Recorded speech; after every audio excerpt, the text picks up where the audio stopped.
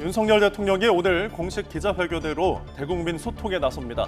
YTN이 생중계로 전달할 예정인 가운데 한동훈 대표나 김건희 여사와 관련된 민감한 현안에 대해 윤 대통령이 어떤 답변을 내놓을지 주목됩니다. 내일로 예정됐던 윤석열 대통령과 한동훈 국민의힘 대표의 만찬 회동이 연기됐습니다.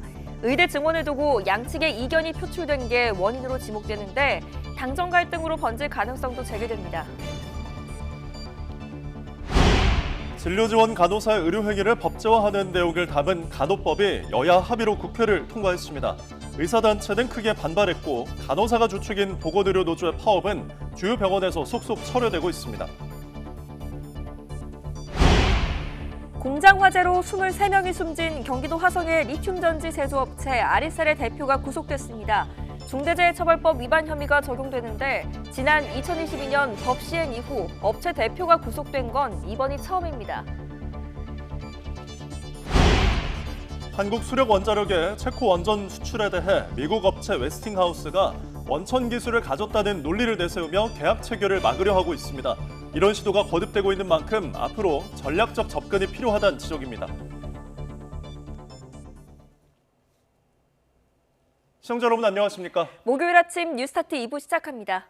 윤석열 대통령이 오늘 오전 110일 만에 기자회견을 엽니다. 용산 대통령실에서 생방송으로 진행되는 이번 회견에는 주요 국정과제와 정치, 외교, 안보, 경제, 사회 등 분야별로 기자들의 질문과 윤 대통령의 답변이 이어지게 됩니다.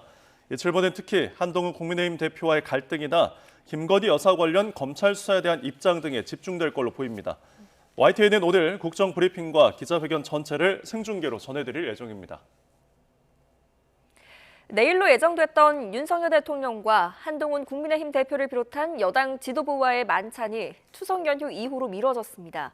대통령실 고위 관계자는 어제 YTN과 통화에서 추석 민생 대책을 먼저 세우는 게 우선이라고 판단했다며 다음 달 추석 연휴 이후에나 윤 대통령과 여당 지도부가 만나기로 했다고 말했습니다. 대통령실 관계자는 만찬 연기와 관련해 대통령실에서 먼저 연기를 제안해 당과 상의해서 결정했다며 윤 대통령이 먼저 만찬을 제안한 만큼 연기도 용산에서 먼저 한 것이라고 설명했습니다. 네, 여야는 본회의를 열고 간호법 제정안과 전세사기 특별법, 구하라법 등 28개 무쟁점 민생 법안을 합의 처리했습니다. 간호법은 의사 업무 일부를 담당하는 진료지원 PA 간호사를 명문화하고 의료행위에 대한 구체적인 법적 근거를 마련하는 걸 골자로 합니다. 전세사기 특별법은 피해자들이 한국토지주택공사 LH가 제공하는 공공임대주택에서 최장 20년 동안 거주할 수 있도록 하는 내용이 담겨 있습니다. 고인이 된 가수 구하라 씨의 이름을 딴 이른바 구하라법은 양육 의무를 다하지 않은 부모의 상속권을 제한하는 내용이 핵심입니다. 국회의 간호법 처리에 대해 대한간호협회는 입장문을 내고 입법을 시도한 지 19년 만에 간호법이 본회의에서 통과됐다며 환영한다고 밝혔습니다. 간호협회는 간호 돌봄 체계를 구축하고 보편적 건강 보장을 실현해 나가는 길이 열렸다며 건강한 대한민국을 만들어갈 토대가 마련됐다고 평가했습니다. 그러면서 정부가 추진하는 의료개혁에 동참하고 사회적 돌봄과 관련한 책무를 성실하게 수행할 것이라고 약속했습니다. 국회 본회의를 통과한 간호법 제정안을 두고 대한의사협회가 강하게 반발했습니다. 대한의사협회 이면택 회장은 어제 오후 간호법 통과 이후 기자회견을 열고 이번 법은 직역 사이의 갈등을 심화시키고 전공의의 수련 생태를 파괴하는 악법이라고 비판했습니다. 이어 혼란을 불러와 의료 현장을 아수라장으로 만들 것이고 이 피해는 국민에게 전가될 것이라고 주장했습니다. 간호사가 주축인 보건의료노조 총파업을 앞두고 막판 교섭이 타결돼 상당수 주요 병원들의 노조가 파업을 철회했습니다. 보건의료노조는 오늘 새벽 1시 기준으로 쟁의 조정 절차에 들어갔던 병원 사업장 62곳 가운데 52곳의 교섭이 타결됐다고 밝혔습니다. 또 아직 합의점을 찾지 못한 한림대 의료원과 강동경희대병원, 강동성심병원 등은 밤샘 조정회의와 밤샘 교섭을 통해 막판 타결을 모색할 예정이라고 설명했습니다. 네, 지난 6월 말 23명이 숨진 경기 화성시 아리살 공장 화재와 관련해 박순관 대표와 그 아들인 박중원 총괄본부장이 구속됐습니다. 수원지방법원은 업무상 과실치사상 혐의 등을 받는 박 대표와 인력 공급업체 대표 등 4명에 대한 영장 실질 심사를 진행한 뒤 박 대표와 박 총괄 본부장에 대한 구속영장을 발부했습니다. 특히 박 대표에게는 중대재해처벌법 위반 혐의도 적용됐는데 2022년 중대재해처벌법 시행 이후 업체 대표가 구속된 첫 사례입니다. 한국수력원자력 등 팀코리아를 신규 원전 건설 우선 협상 대상자로 선정한 체코의 총리 특사가 다음 주에 우리나라를 찾습니다. 미국 원전 기업인 웨스팅하우스가 한수원이 지식재산권을 침해했다며 체코에 항의한 가운데 방한하는 것이어서 더욱 주목되고 있습니다. 체코 측은 이번 방한 동안 우리나라가 원전 수주 과정에서 제안했던 포괄적 산업협력에 관한 논의를 강하게 희망하는 것으로 전해졌습니다. 이를 놓고 원전 정식 계약 체결에 청신호가 켜진 것이 아니냐는 관측이 나옵니다.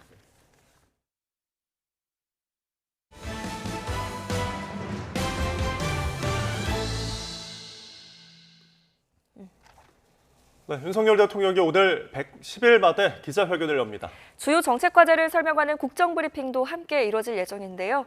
윤 대통령이 한동훈 대표나 또 김건희 여사 등 예민한 정치 현안 관련 질문에 과연 어떤 답을 내놓을지가 주목됩니다. 권남기 기자입니다. 오늘 기자회견에 앞서 진행되는 국정브리핑은 지난 5월 국민보고 때와 비슷하게 2층 집무실에서 진행될 것으로 보입니다. 30여 분에 걸쳐 텔레비전 생방송으로 주요 국정과제를 국민에게 직접 설명할 예정입니다. 연금과 의료, 교육, 노동의 4대 개혁과 저출생 대응 관련 과제를 집중적으로 언급하는 동시에 경제와 외교 안보 등 다양한 현안도 두루 다룰 것이란 설명입니다. 분야별로 그동안의 성과 등을 알리겠다는 건데 앞서 지난 5월 국민보고 때 저출생 대응기획부 신설 발표와 같은 새로운 정책이 나올지도 관심입니다.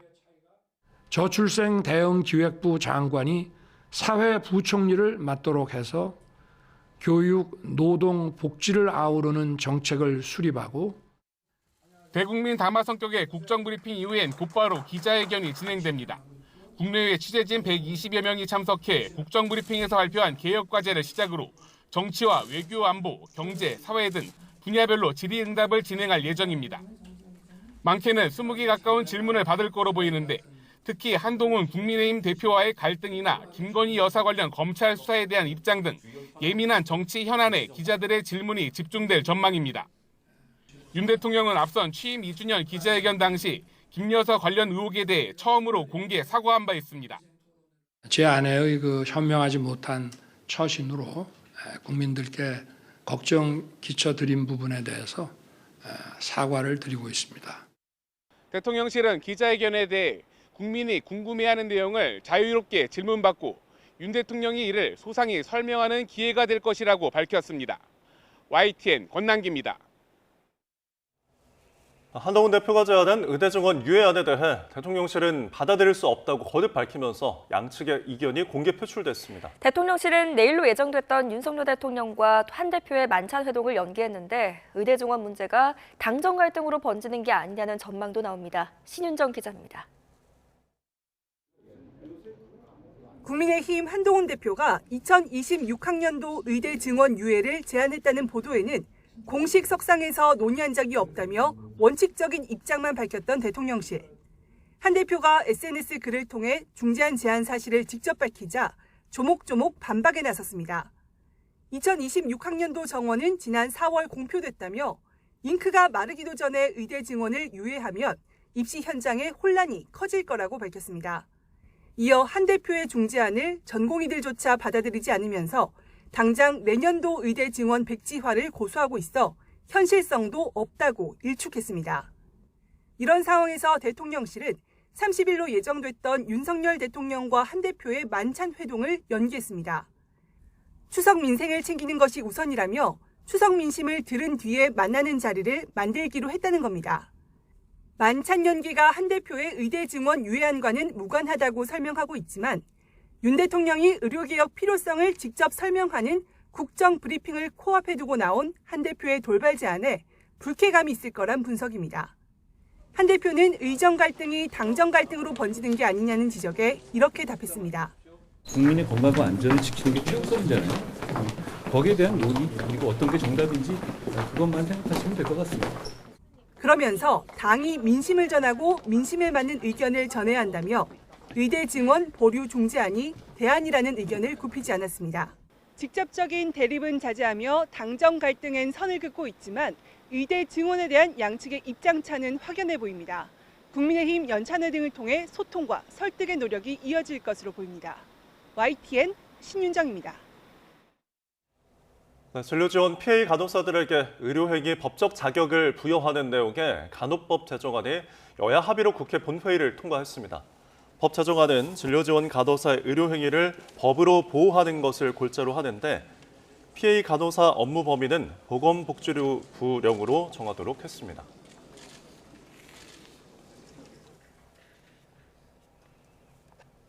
네, 간호사들의 주축인 보건의료노조가 오늘 총파업을 예고했지만 주요 병원 대부분이 노사 간 막판 교섭 타결에 성공하면서 62곳 가운데 52곳이 파업을 철회했습니다. 간호계의 수건이던 간호법이 국회 문턱을 넘게 되면서 영향을 준 것으로 보이는데요. 의사단체들은 간호법 제정에 반발하고 있습니다. 이종원 기자입니다. 조속한 진료 정상화로 적정 임금 보장하라. 간호사 등 보건의료노조 소속 조합원들이 병원 로비에 모였습니다. 예고했던 총파업 하루 전날 전야제가 열린 겁니다. 단결하지 않는다면 병원의 희생 강연은 여기서 그치지 않을 것입니다. 지금껏 여러분들이 무급 휴가로 절약된 비용이 얼마인 줄 아십니까? 전국 병원 곳곳에서 파업 전야제가 열리긴 했지만 노사 간 막판 협상 타결이 잇따랐습니다. 어제 오전 이미 고려대 의료원과 중앙대 의료원 등이 교섭 타결을 이룬 데 이어 밤샘 교섭이 이어지면서 상당수 의료기관 조합원들이 파업을 철회했습니다. 다만 일부 병원은 진료 정상화와 임금 인상 등을 놓고 여전히 의견 차이를 좁히지 못하고 있습니다. 해당 병원들은 조합원들이 예정대로 파업에 돌입하거나 조정기간을 연장해 노사 간 교섭이 계속 진행됩니다. 제한적이긴 하지만 일부 진료 차질이 불가피할 것으로 보이는데 파업 동력은 약화했다는 관측이 나옵니다. 무엇보다 간호계의 수건이던 간호법이 어제 국회 문턱을 넘었기 때문입니다. 간호사들이 법적으로 제대로 보호받고 그다음에 질 높은 간호 서비스를 제공할 수 있는 제도를 마련하는 데 있어서 기초가 될 수 있는 법이 마련된 거라고 생각해서 반면 의사단체들은 간호법이 국민 건강을 위협할 악법이며 보건의료 직종 간 혼란을 초래해 우리나라 의료체계를 붕괴시킬 거라고 비판했습니다. 간호사들에게 의사가 할 일을 시키겠다라는 정부의 정책은 결코 국민들이 원하는 의료가 아니라 국민들의 생명을 바로 위험에 빠뜨릴 보건의료노조는 불가피하게 파업에 돌입하는 병원들도 응급실 등 필수 업무에는 인력을 투입해 환자 불편을 최소화하고 임원과 간부들을 대거 파견해 조속한 타결을 유도하겠다고 밝혔습니다. YTN 이종원입니다. 정부가 추석 명절 연휴 전후 2주 동안을 추석 명절 비상대응 주간으로 정하고 응급실 전문의 진찰료를 대폭 올리는 등 응급의료에 대한 집중 지원에 나섭니다. 조규홍 보건복지부 장관은 의사 집단행동 중앙재난안전대책본부 브리핑에서 다음 달 11일부터 25일까지를 추석 명절 비상응급 대응 주간으로 정한다고 밝혔습니다.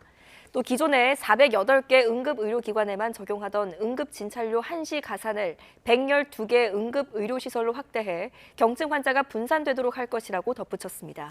네, 정부는 이 기간에 응급실 진료 역량을 높이기 위해서 응급실 전문의 진찰료를 기존보다 250%까지 인상하기로 했습니다. 네, 지난주 코로나19 입원 환자 수가 전주보다 20%가량 감소한 것으로 나타났습니다. 지역 및 질병관리청장은 관계부처 합동으로 코로나19 유행 동향과 대응 상황을 점검하는 자리에서 코로나 여름철 재유행이 정점을 지나고 있다고 평가했습니다. 질병관리청 코로나19 표본감시 분석 결과를 보면 8월 4주차 입원 환자 수는 1,164명으로 전주보다 300명, 20.5% 감소했습니다. 이에 대해 지청장은 최근 발생 동향과 지난해 여름철 코로나19 상황을 고려하면 발생 규모도 예상치인 주간 최대 35만 명보다 적은 20만 명 이내 발생이 예측된다고 설명했습니다. 사건 사고 한 줄 뉴스입니다. 오늘 새벽 1시 50분쯤 경북 상주시 중부 내륙고속도로 상주 나들목 근처에서 양평 방향으로 달리던 화물차 석 대가 잇따라 부딪혀 60대 남성이 숨지고 2명이 경상을 입었습니다. 어젯밤 10시 반쯤 대전 동구 통영 대전고속도로 파남나들목 인근에서 달리던 택배차에서 불이 나 20여 분 만에 불이 꺼졌고 다친 사람은 없었습니다. 경남 거제에서는 중앙선을 침범한 승용차가 마주오던 SUV를 들이받아 승용차에 타고 있던 10대 2명이 숨졌고 피해 차량 운전자 등 3명이 다쳤습니다.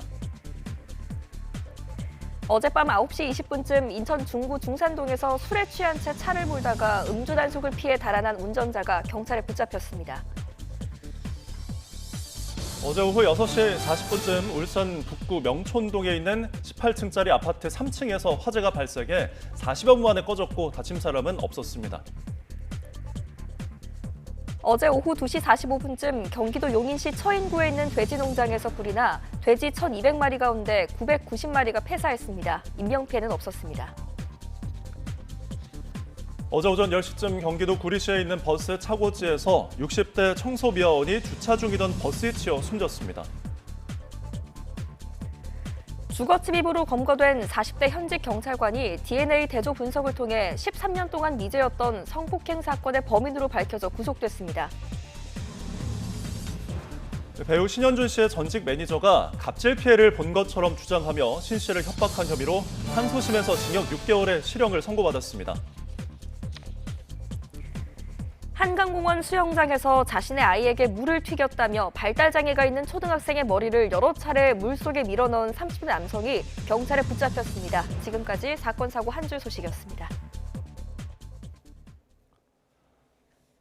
네, 지난 6월 23명이 숨진 경기 화성시 아리셀 공장 화재와 관련해서 박순관 대표와 그 아들인 박중원 총괄 본부장이 구속됐습니다.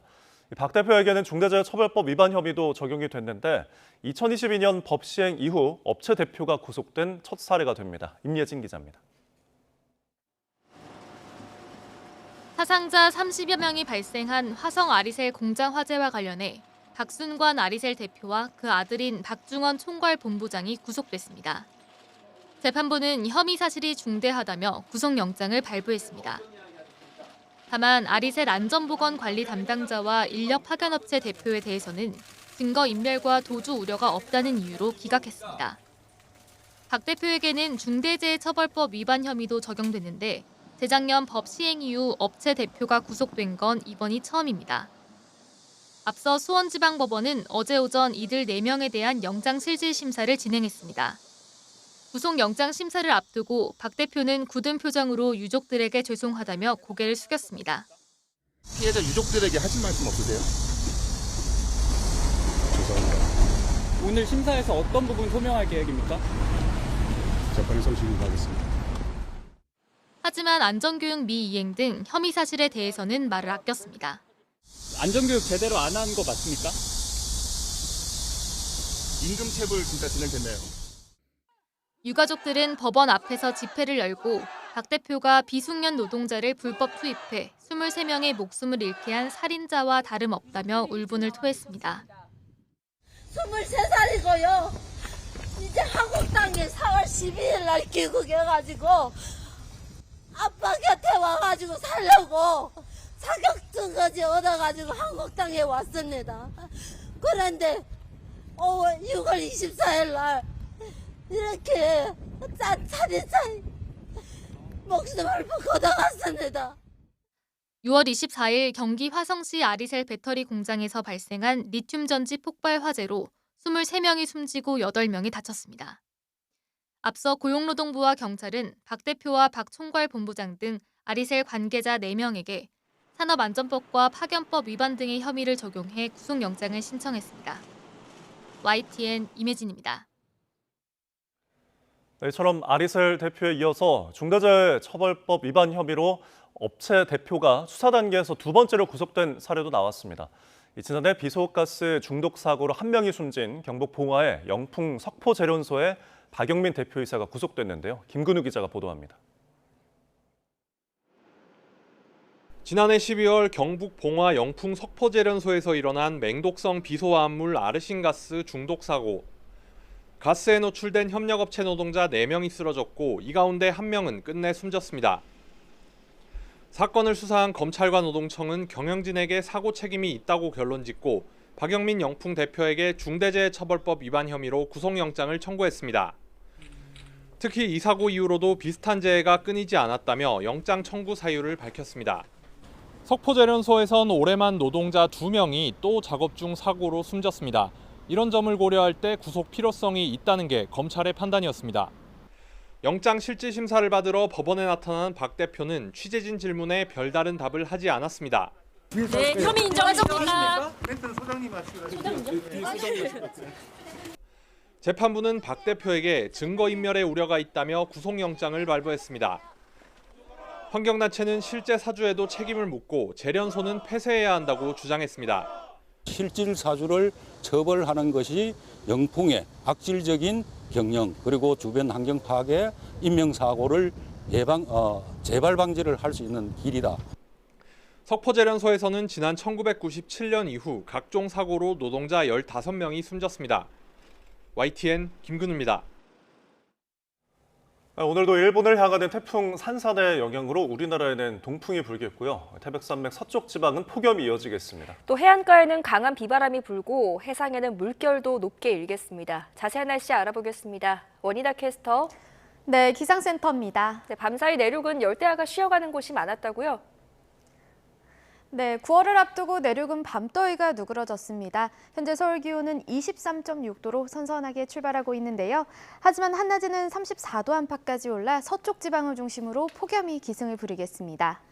내륙과 달리 남해안과 제주도를 중심으로는 밤사이 열대야가 나타나고 있습니다.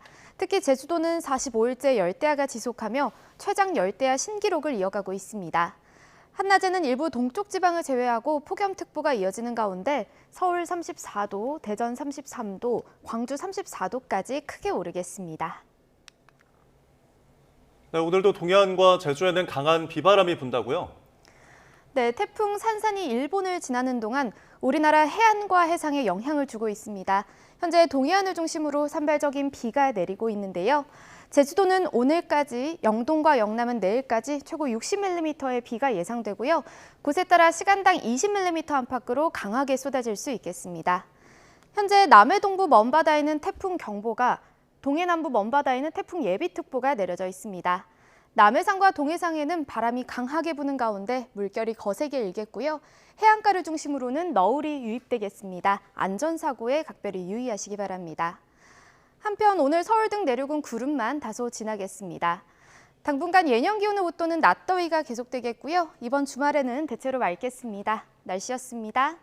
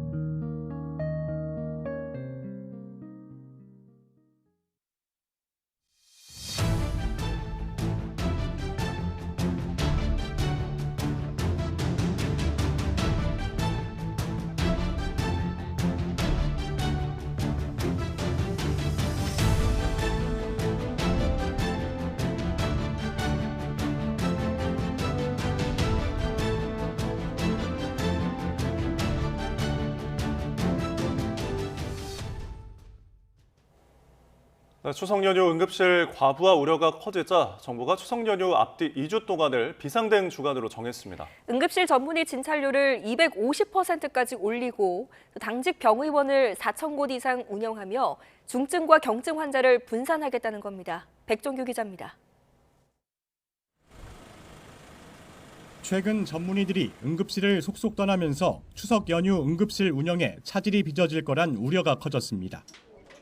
또 응급실 뺑뺑이 현상이 더 확산할 수 있다는 목소리도 나왔습니다. 정부는 이에 따라 다음 달 11일부터 25일까지 2주를 비상응급 대응 주간으로 정하고 응급실 의료 지원을 강화하는 내용의 대책을 발표했습니다. 우선 중증 응급 환자가 제때 진료받도록 29곳 응급의료 권역별로 한 곳 이상 중증 전담 응급실을 한시 운영하기로 했습니다. 전담 응급실에서는 K타스 3 내지 5에 해당하는 중등증 이하 환자를 진료하지 않더라도 진료 거부가 아닌 것으로 명확히 하겠습니다. 이 기간 응급실 전문의 진찰료를 250%까지 대폭 올리고 기존 408개 응급의료기관에만 적용하던 응급진찰료 한시 가산을 112개 응급의료시설까지 확대할 방침입니다. 코로나19 환자는 협력병원과 발열클리닉을 이용하도록 하고 경증 환자들을 위해서는 설 연휴 때보다 400여 곳 많은 4,000곳 이상의 당직병의원을 운영할 계획입니다. 다만 당직병의원 배정이 모두 마무리된 건 아니라고 설명했습니다. 코로나 환자의 증가 추세 이런 여러 가지들 고려하면서 이전보다 더 많은 기관을 지정할 수 있도록 배정할 예정이고 그 기관들은 지금 선정 작업에 이제 하고 있는 중에 있음을 알려드립니다. 이와 함께 연휴 기간 문을 여는 병의원 등의 의료기관 정보를 응급의료 포털 등을 통해 안내할 예정입니다. YTN 백종규입니다. 네, 미국 원전업체인 웨스팅하우스가 우리나라의 체코 원전 최종 계약을 앞두고 발목을 잡고 있습니다. 원천 기술이 자신들의 것이라며 허락 없이는 원전을 수출할 수 없다는 건데요. 이런 상황에서 다음 주 체코 특사가 우리나라를 찾습니다. 최하연 기자입니다. 웨스팅하우스는 현재 가장 보편화된 원자로인 가압수형 경수로를 세계 최초로 상업화한 회사입니다. 지난 1969년 우리나라의 첫 상업용 원전인 고리 1호기 건설도 웨스팅하우스의 기술 전수로 시작됐습니다. 그로부터 55년 뒤 우리나라가 웨스팅하우스를 꺾고 유럽 원전 시장에 발을 들이려 하자 딴지를 걸고 있습니다. 우리나라의 수출 원전에 자신들의 원천 기술이 들어갔다며 허락 없이는 수출할 권리가 없다는 건데 한국수력원자력은 개발 초기에는 도움을 받았지만 수십 년에 걸쳐 핵심 기술 국산화에 성공했다는 입장입니다. 15년 전 바라카 원전 수출 때도 원천 기술을 걸고 넘어져 일부 설비 계약과 기술 자문료를 주는 방식으로 해결했습니다. 이번에도 이런 이득을 노리고 숟가락을 얹으려는 것 아니냐는 분석입니다. 또 다른 속내는 원전 수출 시장에서의 기선 제압입니다. 웨스팅하우스가 세계 원전 시장이 계속해서 확대되는 입장에서 독점적인 지위가 있다라는 걸 강조해야 될 필요가 있거든요. 그렇기 때문에 한국이 경쟁자로서 나타나는 것에 대해서 어떻게든 간에 이 효과를 좀 줄여보자 그런 일환이 아닌가 싶습니다. 정부와 한수원은 해결책을 찾기 위해 웨스팅하우스뿐만 아니라 미국 정부와도 긴밀히 협의하고 있습니다. 황주호 한수원 사장은 조만간 잘 마무리될 것이라고 밝히면서도 앞으로는 전략적 접근이 필요하다고 강조했습니다.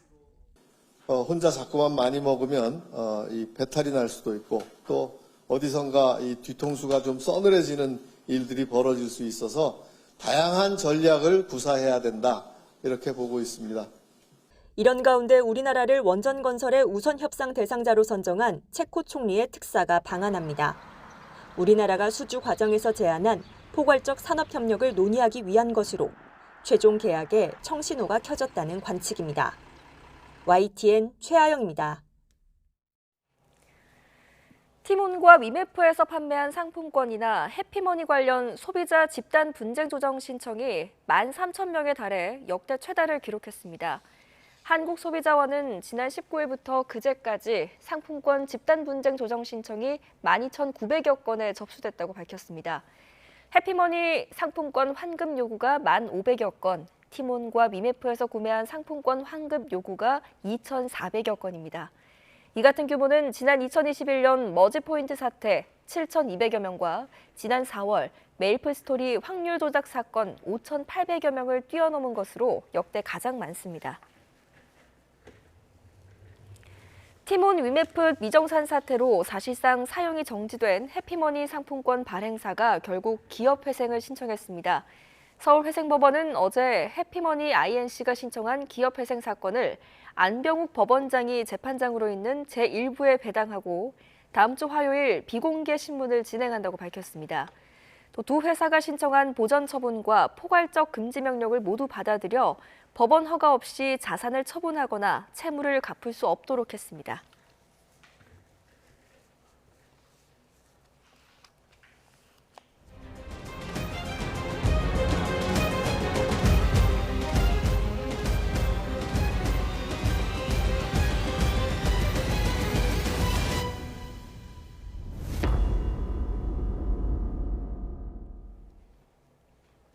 네, 딥페이크 성착취물이 기승을 부리면서 방송통신심의위원회가 어제 긴급 전체 회의를 열고 딥페이크 성범죄 영상물 확산에 대응하기 위한 종합대책을 의결했습니다. 방심위는 딥페이크 영상물 신고를 접수하기 쉽도록 홈페이지에 전용 배너를 설치하고 24시간 신고 상담 전화를 운영할 예정입니다. 또 딥페이크 성범죄 영상물의 주요 유포 경로인 텔레그램 등 주요 SNS에 대한 점검 인원을 2배 이상 대폭 늘리는 동시에 글로벌 온라인 플랫폼 사업자와 협의체를 구성해 신속한 삭제 차단과 자율 교제를 요청할 계획입니다. 네, 이와 관련해서 국민의힘과 정부는 부처 긴급 현안 보고를 받습니다.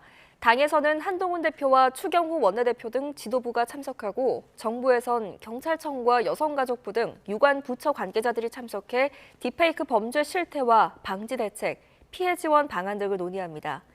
앞서 한 대표는 지난 27일 SNS에 딥페이크 성범죄 대책을 촉구하는 고등학생의 편지를 공유하며 딥페이크 피해가 확산하고 또 국민들의 우려가 크다며 정책 미비는 신속하게 보완되어야 한다고 강조했습니다. 경찰은 딥페이크 기술을 활용해 타인의 얼굴로 불법 합성물을 만드는 텔레그램 봇 8개에 대해 내사에 착수했습니다. 서울경찰청 사이버수사대는 딥페이크 음란물을 자동으로 만들어주는 텔레그램 프로그램 8개에 대한 입건전 조사를 진행하고 있다고 밝혔습니다.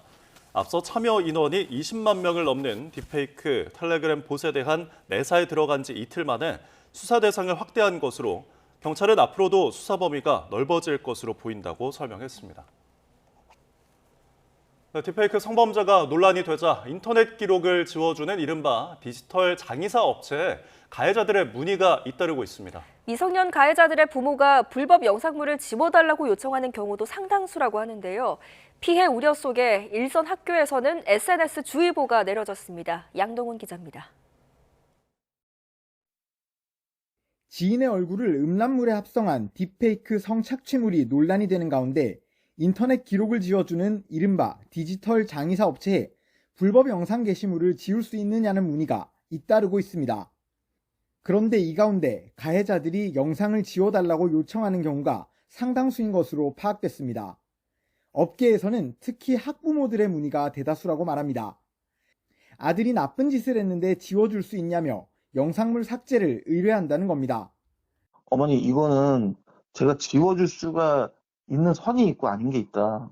본인이 피해자로서 유포된 영상이 있다. 그럼 제가 그건 100번이고 20번이고 지워줄 수 있다.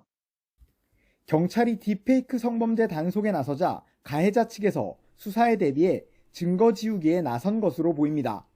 가해자로서 영상을 유포시켰고 이거를 지우면 피해자분한테는 중요한 증거가 사라지는 거잖아요. 증거가 될 만한 것을 지우는 것은 피해자랑 상의가 필요하다. 이런 가운데 일선 학교에는 SNS 주의보가 내려졌습니다. 학생회에서 SNS 계정을 비공개로 전환하거나 얼굴이 포함된 게시물을 삭제하라는 공지를 올리고 학교에서도 학생들에게 SNS 게시물 관리에 유의해달라고 당부하고 있습니다.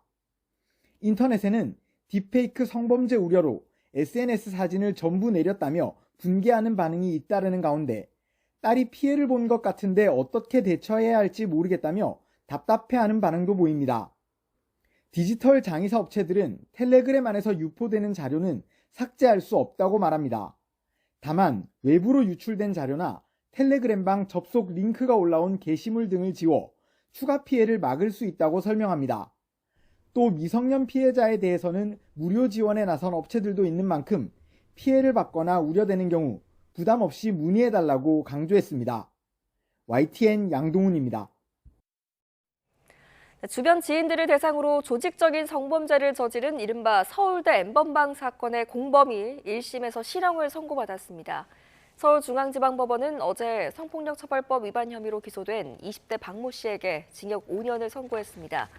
재판부는 박 씨가 만든 허위 영상물 등은 입에 담기조차 어려운 역겨운 내용이라며 왜곡된 성적 욕망을 충족하기 위해 피해자의 인격을 말살했다고 질타했습니다. 박 씨는 허위 영상물 400여 개를 직접 제작하고 또 피해자의 얼굴 등이 들어간 사진과 영상 1,700여 개를 텔레그램을 통해 게시하거나 전송한 혐의로 기소됐습니다. 네, 오늘 열리는 주요 재판 살펴보겠습니다. 온실가스 감축 등 정부의 기후위기 대응이 부실하다며 시민단체 등이 낸 기후소송 결과가 오후 2시 헌법재판소에서 나옵니다. 헌법소원 청구인들은 정부가 기후 대응을 위한 이미지만을 연출하고 있다고 비판해 왔는데 영유아를 비롯한 어린이 62명도 청구인단에 참여했습니다. 각종 비위 의혹으로 탄핵 심판이 청구된 이정석 검사의 탄핵 여부도 같은 시각 헌법재판소에서 결정됩니다. 이 검사는 천암의 마약 사건에 대한 경찰 수사를 무마했다는 의혹 등을 받는데 인용이 되면 헌정사상 처음 이뤄진 검사 탄핵으로 기록됩니다.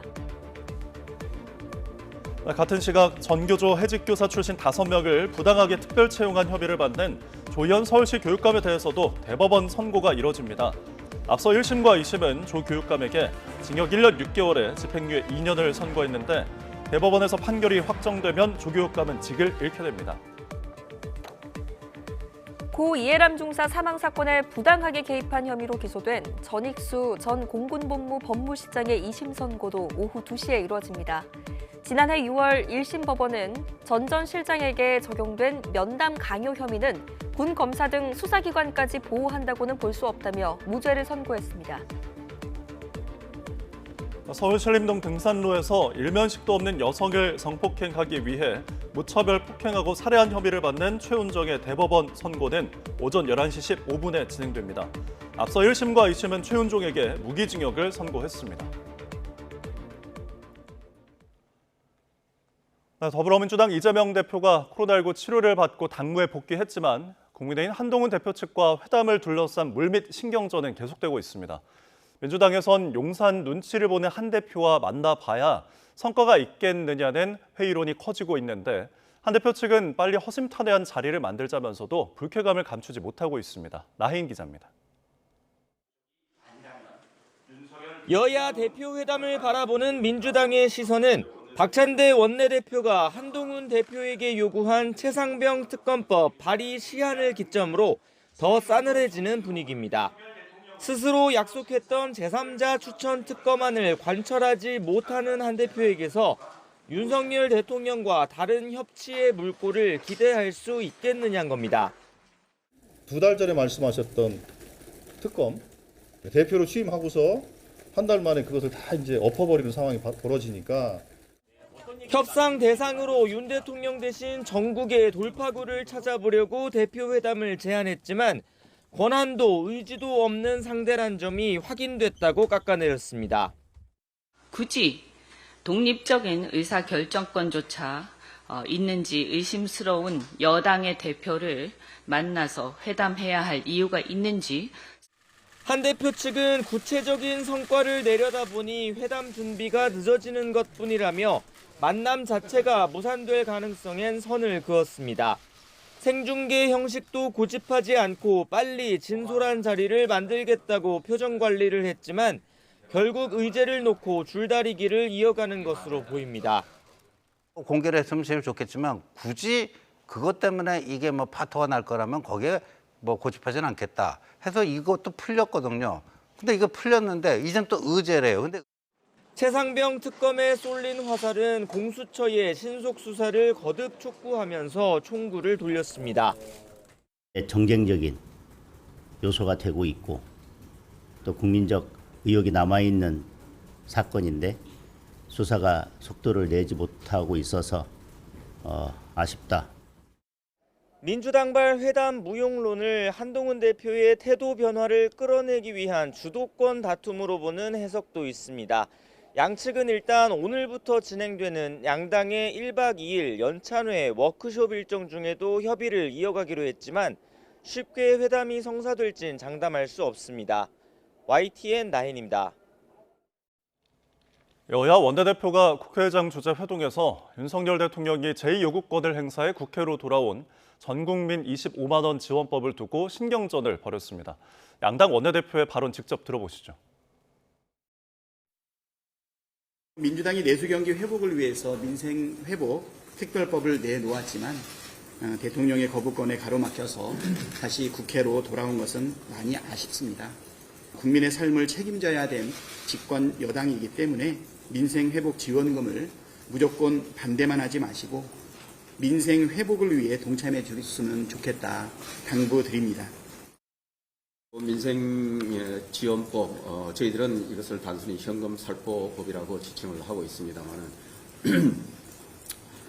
이런 실효성이 없는 미래 청년들에게 막대한 빚을 남기는 이런 식의 법안 정책 제안 말고 약효가 없는 그런 현금 살포 같은 발상은 조금 거둬주시고 실질적인 우리 민생 지원을 위한 취약계층을 보다듬는 그러한 정책 논의가 되기를 기대합니다.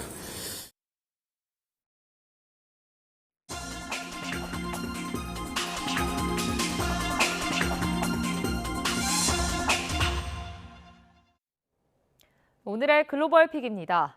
10호 태풍 산산이 점점 위력을 키우면서 일본 열도에 바짝 다가가고 있는 가운데 대규모 피난 지시도 이어지고 있습니다. 또 태풍의 영향으로 인한 기습폭우로 토사가 무너져 가정집을 덮치는가 하면 돌풍으로 인한 부상자도 나오는 등 피해도 늘고 있습니다. 도쿄에서 김세우 특파원의 보도입니다.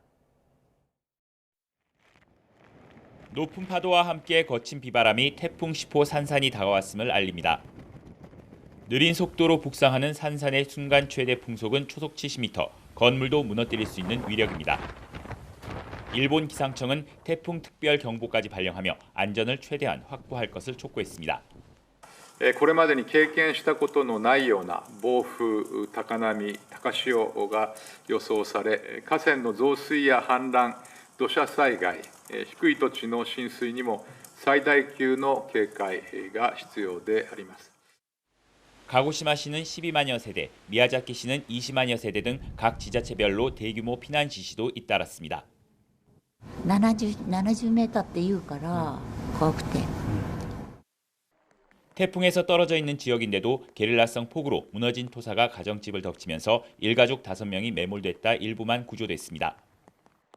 특히 이번 달 초 잇따른 강진으로 집안이 갈라져 있는 곳이 많아 토사 붕괴 위험은 더욱 큽니다.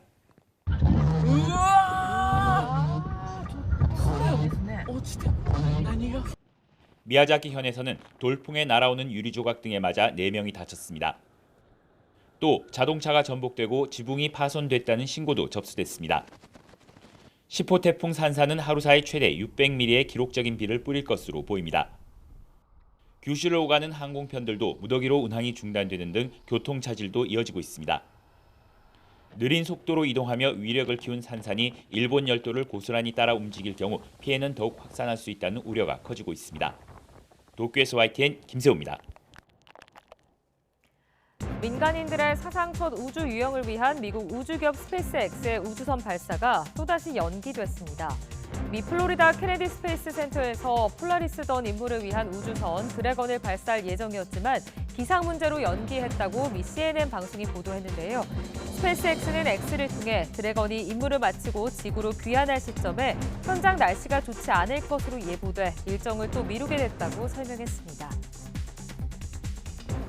이스라엘의 한 박물관에 전시됐던 3,500년 된 항아리가 관람객의 실수로 파손됐다고 영국 BBC 방송이 보도했습니다.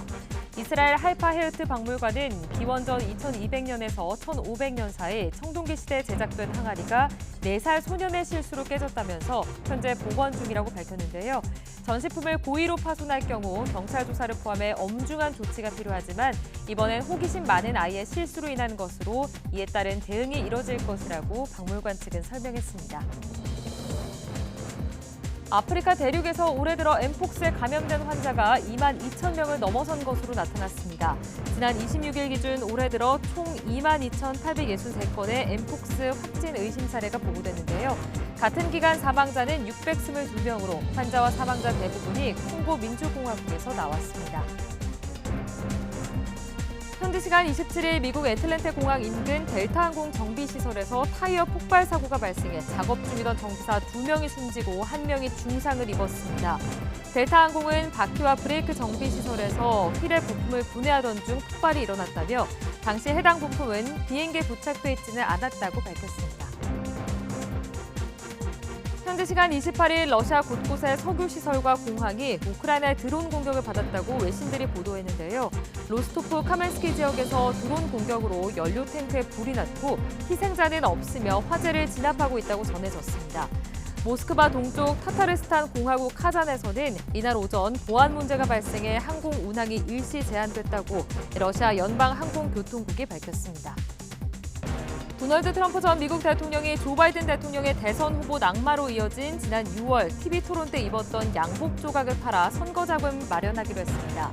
영국 일간 가디언은 트럼프 전 대통령이 대체 불가 토큰 NFT 행태의 디지털 트레이딩 카드 판매 계획을 발표했다고 보도했는데요. 아메리카 퍼스트 컬렉션이라고 이름을 붙인 이 카드는 트럼프 전 대통령이 춤을 추거나 비트코인을 들고 있는 모습을 담고 있습니다. 개당 가격은 $99로 1,485달러를 들여 15개 이상을 구매하면 실물 카드를 받을 수 있는데요. 이 실물 카드는 트럼프 전 대통령이 바이든 대통령과 토론할 때 입었던 양복을 잘라서 장식하기로 했습니다. 지금까지 글로벌 픽이었습니다. 다음 소식입니다. 야외 활동이 많은 요즘 한철 쓰는 어린이용 야외용품은 저렴한 중국 제품으로 해외 구매하는 분들 많으실 텐데요. 중국 온라인 플랫폼에서 판매하는 어린이용 킥보드와 자전거에서 국내 기준치를 훌쩍 넘어버리는 유해물질이 검출돼 각별한 주의가 필요합니다. 차정현 기자입니다. 중국 직구 플랫폼 알리익스프레스에서 판매하는 어린이용 자전거입니다. 비슷한 국산 제품은 20만 원이 훌쩍 넘는 데 비해 8만 원도 되지 않은 가격에 판매되고 있습니다. 값은 저렴하지만 이 자전거는 유해물질 범벅인 것으로 드러났습니다. 뇌 분비계 장애를 일으켜 생식 기능에 영향을 미치는 프탈레이트 가소제가 발견된 겁니다. 안장과 로고 스티커에서 각각 기준치의 240배, 149배 넘게 검출됐고 경정용 벨에서는 대표적 발암물질인 납성분이 기준치의 1.5배를 넘겨 나왔습니다. 알리에서 파는 인라인 스케이트 역시 발을 조일 때 사용하는 벨크로, 이른바 찍찍이 부분에서 프탈레이트 가소제가 최대 218배 초과 검출됐습니다. 유아용 킥보드의 경우 내구성 문제와 안전사고 가능성이 발견됐습니다. 제동력 시험에서 킥보드를 멈출 때 들어가는 힘이 국내 기준치보다 1.5배 더 필요했고 일부 제품은 손잡이에 브레이크 장치가 없었습니다. 서울시는 지난 4월부터 최근까지 15차례에 걸쳐 중국 직구 제품을 조사해 784개 가운데 98개 제품에서 유해성을 확인했다고 밝혔습니다. 저희가 통상 안전검사에서 유해물질이 발견된 경우에는 플랫폼에다가 판매 중지를 요청하고 있고요. 통상 24시간 안에 물건을 갖다 내리는 걸로 저희가 모니터링하고 있습니다. 시는 앞으로 유아용 젖꼭지와 스마트폰 케이스, 그립톡 등 직접적인 피부 접촉이 많은 합성수지 제품을 대상으로 안전성 검사를 벌일 계획입니다. YTN 차종훈입니다.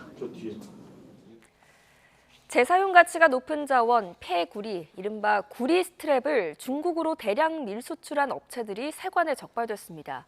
최근 2년 사이 빠져나간 물량만 6만 톤이 넘는 것으로 확인됐는데 산업계 전반에 쓰이는 원자재인 만큼 철저한 단속이 필요해 보입니다. 차상은 기자입니다.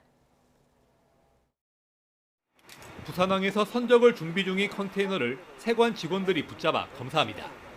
포대에 담긴 화물은 폐 전선이나 기계 등에서 골라낸 폐구리, 이른바 구리 스크랩입니다. 세관에 허위 신고하고 중국으로 수출하려다 덜미를 잡혔습니다. 중국으로 건너가기 직전에 세관에 적발된 구리 스크랩입니다. 세관에는 구리보다 저렴한 철 스크랩으로 신고가 된 상태였습니다. 세관은 국내 구리 스크랩이 중국으로 대량 유출되고 있다는 사실을 파악하고 조사에 착수해 밀수출 업체 8곳을 적발했습니다. 1kg에 7달러 정도의 구리 스크랩을 1달러에 수출했다고 허위 신고하고 차액은 중국 업체로부터 가상화폐 등으로 돌려받은 것으로 드러났습니다. 일부 업체는 구리보다 싼 철 스크랩을 수출했다고 신고해 매출액을 축소했습니다. 이런 식으로 중국으로 넘어간 물량은 최근 2년 사이 확인된 것만 6만 8천 톤에 이릅니다. 구리를 확보하기 위해서 현금을 들고 와서 좀 더 높은 값으로 구리를 구매를 했기 때문에 구리를 파는 국내 업자 입장에서는 그들이 더 높은 가격을 쳐주기 때문에 그쪽으로 많이 팔 수밖에 없었던 것 같습니다. 국내에서 구리 스크랩을 수집한 업체들은 매출 기록이 남는 국내 기업 대신 현금으로 사가는 중국 수출 업체를 거래 대상으로 선택한 것으로 드러났습니다. 이 때문에 국내에서는 한때 구리 스크랩 품귀 현상까지 빚어졌습니다. 이번에 적발된 밀 수출 업체 가운데 3곳은 중국인이 직접 운영하거나 한국인을 대표로 세운 것으로 파악됐습니다. 중국에서 구리 수요가 늘자 한국에서 직접 물량 확보에 나선 것으로 보입니다.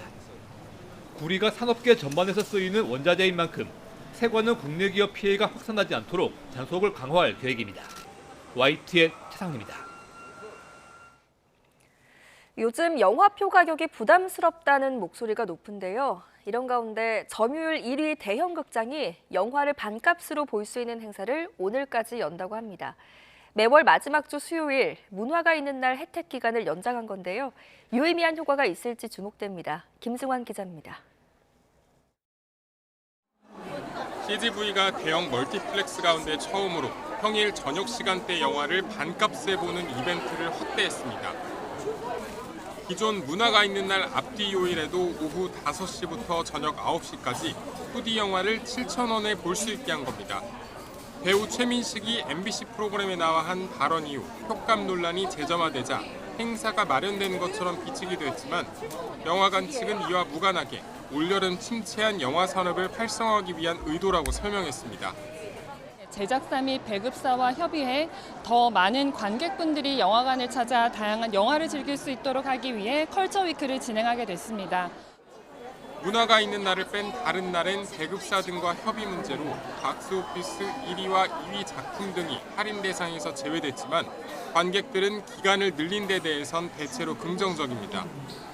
네, SNS에서 이번 주 목요일까지 문화가 있는 날로 행사가 있다고 해서 찾아왔어요. 이런 행사가 계속되면 굉장히 좋을 것 같습니다. 요즘은 영화 티켓이 너무 비싸다 보니까 안 오는 사람들도 많은데 이런 기회가 있다면 사람들이 많이 올 것 같아서 계속 했으면 좋겠어요.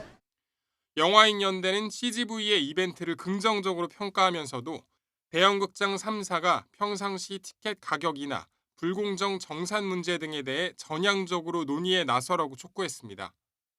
이번 시도로 관객을 얼마나 불러들일 수 있을지 업계에서도 주의 깊게 지켜보고 있습니다. 다만 관람료와 별개로 재밌는 작품과 이를 위한 탄탄한 제작 환경을 만드는 게 관람객을 꾸준히 모을 핵심 요건이라는 지적이 나옵니다. YTN 김승환입니다. 세계 장애인 스포츠 선수들의 축제인 2024 파리 패럴림픽이 우리 시각으로 오늘 새벽 개막을 했습니다. 다음 달 8일까지 진행되는 이번 파리 대회에는 183개국에서 온 4천여 명의 선수단이 참가하며 모두 22개 종목에서 메달 경쟁을 벌입니다. 우리 대표팀은 선수 83명을 포함한 177명의 선수단이 참여합니다. 탁구와 사격, 보치아 등 17개 종목에서 금메달 5개, 종합순위 20위권 진입을 목표로 하고 있습니다. 프로야구 한화가 외국인 투수 와이스의 역투를 앞세워 롯데를 7대0으로 완파했습니다. 한화 선발 와이스는 7회 투아웃까지 안타를 1개만 맞고 삼진은 10개나 잡아내며 무실점으로 호투해 시즌 4승째를 수확했습니다. 롯데는 신동빈 구단주가 사직구장을 찾아 경기를 관람한 가운데 안타를 2개밖에 쳐내지 못하는 무기력한 모습과 함께 완패를 당했습니다. 두산은 1대1로 팽팽히 맞선 9회 정수빈의 3타점 2루타와 제로드의 홈런 등을 묶어 대거 7점을 뽑아내며 NC를 8대1로 꺾었습니다. 4위 두산은 연장 접전 끝에 KT의 역전패를 당한 3위 LG를 2경기 차로 추격했습니다. 뉴스타트 3부 잠시 뒤에 이어집니다.